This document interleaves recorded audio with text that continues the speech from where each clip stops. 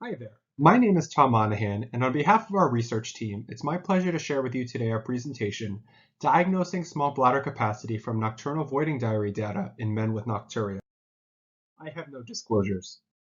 So very simply, the pathogenesis of nocturia centers on a fundamental mismatch between the amount of urine you make and the amount of urine your bladder can hold.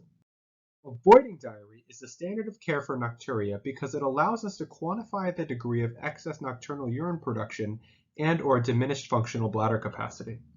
Voiding diaries are typically maintained for a period of 1 to 3 days. However, more recently, the concept of a nocturnal-only voiding diary, wherein patients record the timing and volume of micturitions during only the hours of intended sleep, has been proposed as a more patient-centered alternative to full-day voiding diaries for nocturia. If we revisit this production storage paradigm, we can readily appreciate the utility of a nocturnal-only voiding diary. Namely, a nocturnal-only voiding diary can, by definition, establish a diagnosis of excess nocturnal urine volume. In other words, nocturnal polyuria. Moreover, analysis of individual nocturnal voided volumes as a proxy for functional bladder capacity can also be used to identify nocturia owing to insufficient storage. In other words, small nocturnal functional bladder capacity.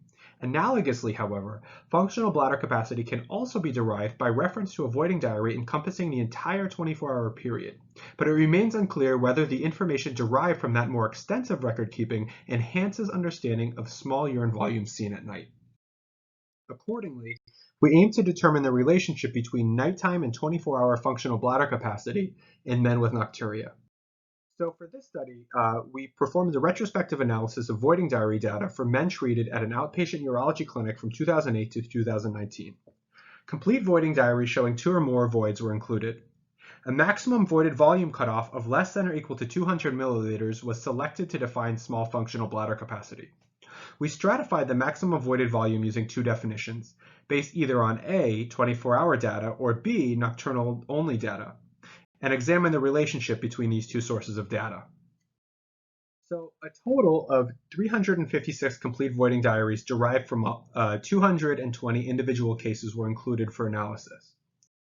Here we have patients stratified by the presence or absence of small bladder capacity. On the top, it's done with respect to 24-hour voided volumes. And on the side here, it's done by looking at the nighttime period only. In other words, with no regard to daytime voided volumes.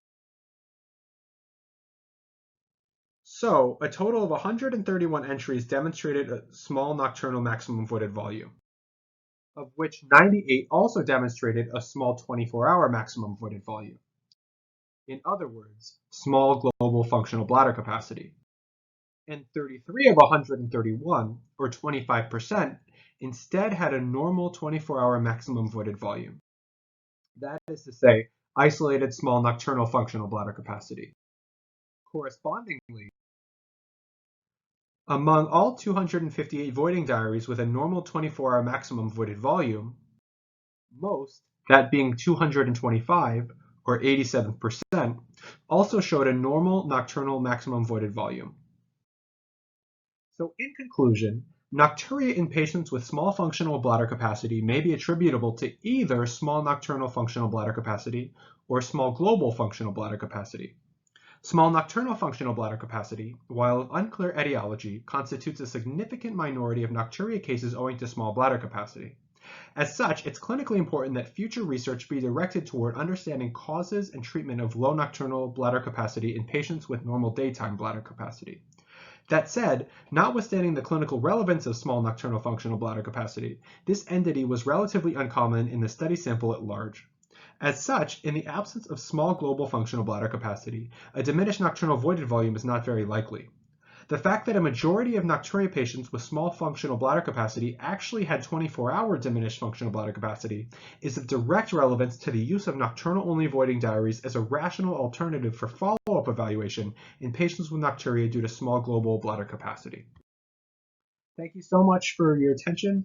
I'd be more than happy to take any questions via email.